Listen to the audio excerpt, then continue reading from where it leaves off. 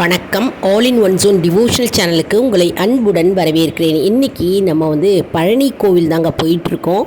பழனி கோவில் வீடியோஸ்லாம் பின்னால் வந்துக்கிட்டே இருக்குது.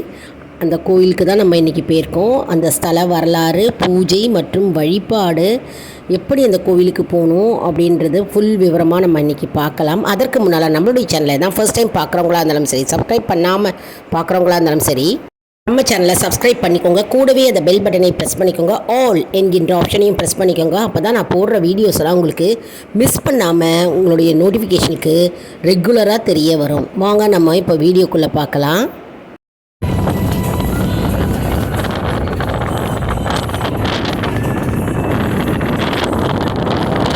காற்று நல்லா கிழிச்சிக்கிட்டு போகிறதுனால சத்தம், அது காற்று சத்தங்க. காற்று சத்தமும் நம்ம வண்டி போகிற சவுண்டும் கேட்கும்போது டிஃப்ரெண்ட்டாக இருக்குது. அது ஒரு நல்ல அனுபவம், ரொம்ப நல்லா இருந்தது.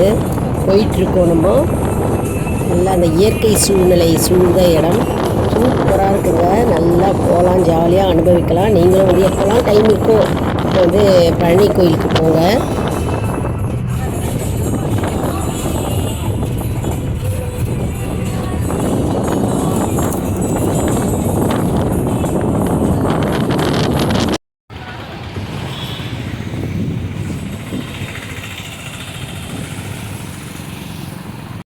கோவிலுங்க, நம்ம பழனி முருகன் கோயிலுக்கு வந்திருக்கோம். மலை பாருங்க, பிரமாதமாக இருக்கு.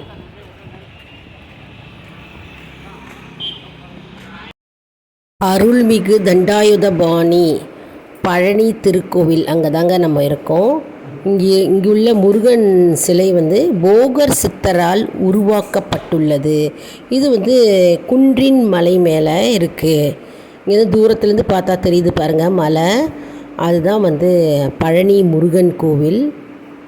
பழனி மலை வரலாறு அப்படின்னு பார்த்தோன்னா, நாரதர் என்ன செய்தாராம், ஒரு காலத்தில் ஞானப்பழத்தை எடுத்துகிட்டு சிவபெருமானுக்கு கொடுக்கலாம்னு எடுத்துகிட்டு வந்தாராம். அப்பொழுது சிவபெருமான் என்ன செய்தாரான்னா, அந்த பழத்தை அதை வைத்து ஒரு திருவிளையாடல் விளையாடி இருக்கிறார். அதாவது பார்வதி தேவி என்ன நினைத்தால், அந்த பழத்தை முருகப்பெருமானுக்கும் விநாயகருக்கும் பகிர்ந்து கொடுக்க வேண்டும் என்று பார்வதி தேவி நினைத்தார். ஆனால் சிவபெருமான் அந்த பழத்தை பகிர்ந்து கொடுக்கக்கூடாது மற்றும் ஒரு போட்டி வைத்தாராம். இந்த பழத்தை யார் இந்த போட்டியில் வெற்றி பெற்று இந்த பழத்தை வாங்குகிறார்களோ அவர்களுக்கே இந்த பழம் முழுமையாக கிடைக்கும் என்று ஒரு போட்டி வைத்தாராம். அதனால் இந்த உலகத்தையே சுற்றி யார் முதலில் வருகிறார்களோ அவர்களுக்கே இந்த பழம் என்றாராம். அப்படி சொல்லும் பொழுது விநாயக பெருமான் அம்மை அப்பறையே வலம் அந்த பழத்தை பெற்று ஞானப்பழத்தை பெற்றுள்ளாராம். ஆனால் முருகப்பெருமான் என்ன செய்தாராம், உலகத்தையே மயில் மீது ஏறி சுற்றி வந்தாராம். மற்றும் விநாயக பெருமான் அந்த பழத்தை வாங்கியதால் முருகப்பெருமானுக்கு கோபம் அடைந்து துறவியாக கோலம் கொண்டு பழனி முருகன் மீது, அதாவது பழனி குன்றின் மீது பழனி முருகனாக காட்சி அளித்தார். அதுதான் இந்த ஸ்தல வரலாறு கூறுகிறது. பழனி மலை மீது நம்ம எப்படி படிக்கட்டு மீதும் ஏறலாம், அதாவது பாத யாத்திரையாகவும் மக்கள் செல்கிறார்கள். மேலும் நம்ம விஞ்ச் மூலமாகவும் பேட்ரி கார் மூலமாகவும் நம்ம அந்த பழனி கோவில் மலை மீது நம்ம போகலாங்க.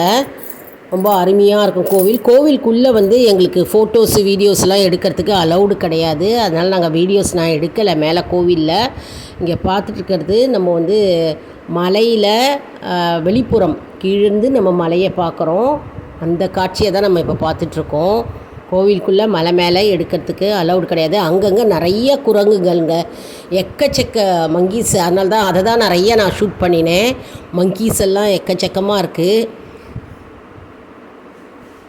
அதெல்லாம் பார்த்துட்டு இருந்தாலே நமக்கு ஒரு பொழுது போகும். இந்த பாருங்கள், இந்த குரங்கு என்ன செய்கிறது, ஒரு பால் பாட்டிலை எடுத்துகிட்டு வந்தது. பால் பாட்டிலை கவ்விட்டு எடுத்துகிட்டு வந்த உடனே இன்னொரு குரங்கு அந்த பால் பாட்டிலை 2 பேரும் போட்டி போட்டு குடிக்கிறார்கள். அந்த காட்சியும் பார்த்தோம். பழனி முருகன் கோயில் தரை மட்டத்திலிருந்து 450 அடி உயரம் கொண்டதுங்க. முதல்ல நம்ம பழனிக்கு போன உடனே நம்ம பக்கத்தில் இடும்பன் மலைக்கும் தண்டாயுதபாணி கோவிலுக்கும் போயிட்டு அதுக்கப்புறம் பழனி மலை முருகனை தரிசிக்க வேண்டுங்க. பழனி முருகன் கோவில் முருகனை தரிசித்தால் நமக்கு ஞானமும் அறிவும் வீரத்தையும் தைரியத்தையும் முருகன் நமக்கு தருவார் என்பது நம்பிக்கை. முருகனுக்கு செவ்வாய் கிரகமும் குரு பகவானும் இணைந்து இருக்கிறார்கள். மற்றும் முருகப்பெருமானை நாம் பழனிக்கு போய் சென்று நாம் தரிசித்தால் தீராத வழக்குகள் தீரவும் மற்றும் தீராத நோய்கள் நீங்கவும் மற்றும் மன நிம்மதியின்மை அனைத்தும் நீங்கும் என்பது நம்பிக்கை. அதாவது மருத்துவர்களால் கைவிடப்பட்ட நோயாளிகள், வாய் பேச முடியாதவர்கள் மற்றும் நோயுற்றவர்கள் மற்றும் ஊனமுற்றவர்கள் ஆகியோர்கள் பழனி முருகனை போய் தரிசித்து அவரை வணங்கினால் அனைத்தும் குணமாகும் என்பது நம்பிக்கை. மேலும் மன இறுக்கம் உள்ளவர்கள், மனநிலை பாதிக்கப்பட்டவர்கள் பழனி முருகனை தரிசித்தால் சாத்வீக குணமாக மாறும் மனநிலையை ஏற்படுத்தி கொடுப்பார் பழனி முருகப்பெருமான். மனம் சாந்தம் பெற்று மன அமைதி பெறும். யார் யாருக்கு என்னென்ன குறைகள் இருக்கோ அனைத்தும் நீங்கும் என்பது நம்பிக்கை. இந்த கோவிலில் நிறைய பேர் காவடியும் இருப்பார்கள். மற்றும் நம்ம பழனி முருகனுக்கு அர்ச்சனை பண்ணி அபிஷேகம் செய்யலாம். மிகவும் சக்தி வாய்ந்த அற்புதமான பழனி முருகன் கோவிலுங்க. நாம் கண்டிப்பாக வாழ்க்கையில் ஒரு தடவையாவது போகணும். சில பேருக்கு குலதெய்வமாகவே இந்த கோவில் இருக்குது, அவங்களும் போவாங்க. மற்றும் நாம் அனைவரும் கண்டிப்பாக போக வேண்டிய ஒரு கோவிலாகும். நேரம் கிடைக்கும் பொழுதெல்லாம் நீங்கள் கோவிலுக்கு போயிட்டு வாங்க. நிறைய மங்கீஸுங்க நம்ம கையில் அன்றைக்கி வாழைப்பழம் வச்சுட்டு இருந்தேன். அந்த வாழைப்பழத்தை அப்படியே பிடுங்கி எடுத்துகிட்டு போச்சு. அப்படியே வாழைப்பழத்தை தூக்கி போட்டுட்டேன். அப்புறம் அந்த வாழைப்பழத்தை எடுத்துகிட்டு ஒரே 2-3 குரங்கு போய் ஒரே சண்டை போட்டுச்சுங்க. அதெல்லாம் கையில் எந்த பொருள் எடுத்துகிட்டு போனாலும் அதை அப்படியே தூக்கி போட்டுருங்க. எல்லாம் மேலே தாவிச்சு என் மேலே அப்படியே தாவறதுக்கு வந்ததுங்க குரங்குகள். நிறைய எக்கச்சக்க குரங்குகள். நம்ம அதையே பார்த்துட்டு போகலாம். அதுவே பொழுதுபோக்காக நமக்கு இருக்கும். குடும்பத்துடன் குழந்தைகளோடு போய் வாருங்கள். கண்டிப்பாக தரிசிக்க வேண்டிய ஒரு அற்புதமான திருக்கோவில் பழனி முருகன் கோவில் ஆகும். முருகப்பெருமானுடைய 6 படை வீடுகளில் இது 3ஆவதாக கருதப்படுகிறது. இத்தலத்தில் முருகப்பெருமான் ஆண்டி கோலத்தில் தண்டம் ஏந்தி நிற்பதால் இவருக்கு தண்டாயுதபாணி என்று பெயர். பழனியில் 2 மரகதலிங்கம் உள்ளது. ஒன்று முருகன் சன்னதியில், இன்னொன்று போகர் சமாதிக்கு அருகில் உள்ளது. இந்த 2ஐயும் போகர் பூஜை செய்ததாக புராணங்கள் கூறுகிறது. தண்டாயுதபாணி இடத்திற்கு, அதாவது இடது பக்கத்தில் ஒரு சின்ன மரகதலிங்கம் இருக்குங்க. அந்த மரகதலிங்கத்தை தரிசிக்கணும் அப்படின்னா ஒரு தீப ஒளி மூலமாக தான் நம்ம அதை தரிசிக்க முடியும். தீப ஒளி இல்லாமல் அந்த மரகதலிங்கத்தை நம்ம தரிசிக்க முடியாது. அருணகிரிநாதர் திருப்புகழிலும் மற்றும் நக்கீரர் திருமுருகாற்றுப்படையிலும் புகழ்ந்து பாடிய இத்தலம். தலவிருட்சம் நெல்லி மரம் மற்றும் புராண பெயர் திரு ஆவினன்குடி ஆகும்.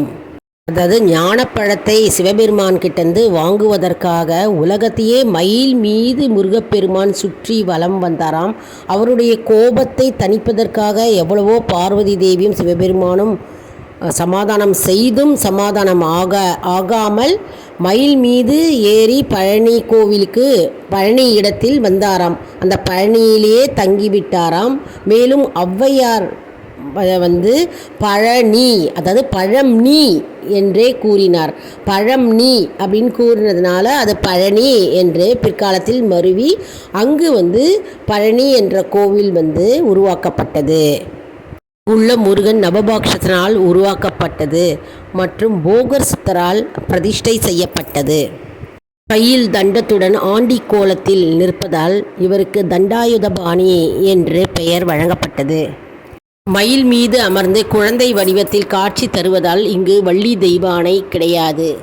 பிரார்த்தனைன்னு பார்த்தோம்னா தங்கள் குடும்பத்தில் ஐஸ்வர்யம் பெருகுவதற்கு மற்றும் தோஷங்கள் நிவர்த்தியாக வேண்டும் என்று பிரார்த்தனை செய்து காவடி எழுத்தும் மற்றும் அபிஷேகம் செய்கிறார்கள்.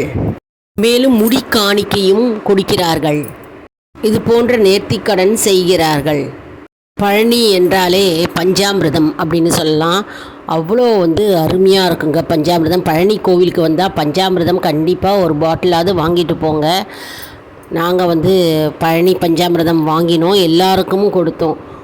யாரெல்லாம் பழனி கோவிலுக்கு போயிருக்கீங்க அப்படின்றத கமெண்ட் செக்ஷனில் தெரிவிங்க. யாரெல்லாம் போகணும் அப்படின்னு மனசில் வச்சுருக்கீங்க அதையும் சொல்லுங்கள். உங்களுடைய அனுபவத்தை கமெண்ட் செக்ஷனில் தெரிவிங்க. இந்த வீடியோ உங்களுக்கு பயனுள்ளதாக இருக்கும் என்று நான் நம்புகிறேன். இந்த வீடியோவுக்கு ஒரு லைக் கொடுங்க. இதை மற்றவர்களுக்கும் ஷேர் செய்யுங்கள், அவர்களும் பயனடையட்டும். மேலும் ஆல் இன் ஒன் ஜோன் அன்பர்களுக்கு ஒரு அன்பான வேண்டுகோள். நம்முடைய கம்யூனிட்டி போஸ்ட்டில் கேள்வி பதில் நேரம் வருங்க. அந்த கேள்விகளுக்கு பதில் தாங்க. நம்முடைய ஆன்மீக பயணம் எப்படி இருக்கிறது என்பதை இதன் மூலம் நாம் தெரிந்து கொள்ளலாம். இது ஒரு ஊக்கமாகவே நமக்கு அமையும். மேலும் இது சப்ஸ்கிரைப் செய்தவர்களுக்கு மட்டுமே தெரிய வரும். அதனால் நம்மளுடைய சேனலை மறக்காமல் சப்ஸ்கிரைப் செய்து கொள்ளுங்கள். அடுத்த வீடியோவில் வேறு ஒரு தலைப்புடன் உங்களை சந்திக்கிறேன். நன்றி, வணக்கம்.